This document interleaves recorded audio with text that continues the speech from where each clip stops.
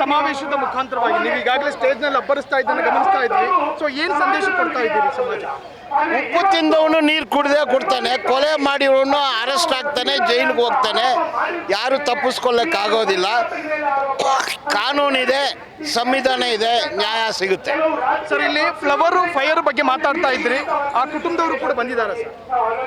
ನೋಡಿ, ಅವರು ಯಾರೋ ಮಹಿಳೆಯರಂದಲ್ಲ, ಅದೊಂದು ಫೈರು ಉರಿತಾನೆ ಇರುತ್ತೆ.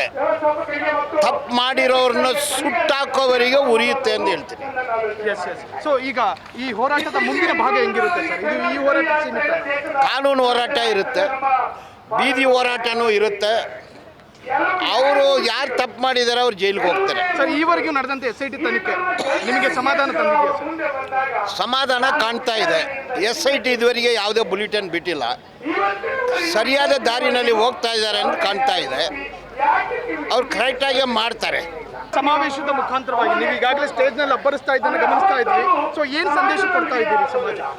ಉಪ್ಪು ತಿಂದವನು ನೀರು ಕುಡ್ದೇ ಕೊಡ್ತಾನೆ, ಕೊಲೆ ಮಾಡಿರೋನು ಅರೆಸ್ಟ್ ಆಗ್ತಾನೆ, ಜೈಲಿಗೆ ಹೋಗ್ತಾನೆ. ಯಾರು ತಪ್ಪಿಸ್ಕೊಳ್ಳೋಕ್ಕಾಗೋದಿಲ್ಲ. ಕಾನೂನಿದೆ, ಸಂವಿಧಾನ ಇದೆ, ನ್ಯಾಯ ಸಿಗುತ್ತೆ. ಸರ್, ಇಲ್ಲಿ ಫ್ಲವರ್ ಫೈರ್ ಬಗ್ಗೆ ಮಾತಾಡ್ತಾ ಇದ್ರಿ, ಆ ಕುಟುಂಬದವರು ಕೂಡ ಬಂದಿದ್ದಾರೆ ಸರ್.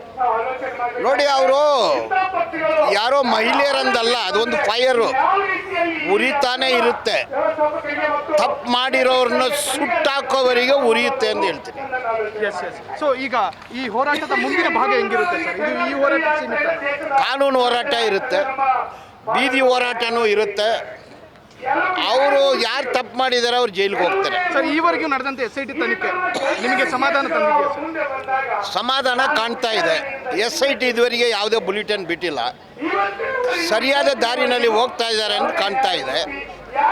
ಅವ್ರು ಕರೆಕ್ಟಾಗಿ ಮಾಡ್ತಾರೆ. ಕ್ಷಣ ಕ್ಷಣದ ಸುದ್ದಿಗಳಿಗಾಗಿ ಫ್ರೀಡಂ ಟಿವಿ ಸಬ್ಸ್ಕ್ರೈಬ್ ಮಾಡಿ, ಲೈಕ್ ಮಾಡಿ ಹಾಗೂ ಫಾಲೋ ಮಾಡಿ. ಹೊಸ ಸುದ್ದಿಗಳ ನೋಟಿಫಿಕೇಶನ್ಗಾಗಿ ಬೆಲ್ ಐಕಾನ್ ಮೇಲೆ ಕ್ಲಿಕ್ ಮಾಡಿ.